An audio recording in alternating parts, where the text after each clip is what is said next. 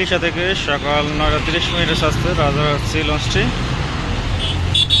এখন বাজছে হলো 4:45। লঞ্চটি পোস্তগোলা ব্রিজের কাছাকাছি আসতে 7 ঘন্টা 15 মিনিট লেগে গেল। আর 10 থেকে 15 মিনিট লাগবে সাঁতারঘাট যেতে, মানে প্রায় 7.5 ঘন্টার মতো লাগছে রাজারহাট লঞ্চটি ঢাকা সাঁতারঘাট যেতে।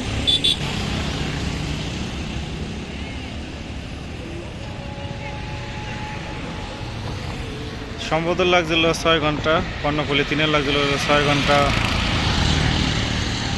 45 মিনিট, কর্ণফুলী 11 লাগছিল 6 ঘন্টা 50 মিনিট সাঁতারঘাট আসতে। স্রোতের বিপরীতে চলাচল করতেছে বর্তমানে লঞ্চগুলো, সেই কারণে দেরি হচ্ছে। কিন্তু রাজারহাট লঞ্চটা অনেক দেরি করে হলো, প্রায় 7.5 ঘন্টার মতো লাগবে সাঁতারঘাট যেতে। এখনই অলরেডি 7 ঘন্টা 15 মিনিট হয়ে গেছে। পোস্তগোলার কাছাকাছি আছে বর্তমানে।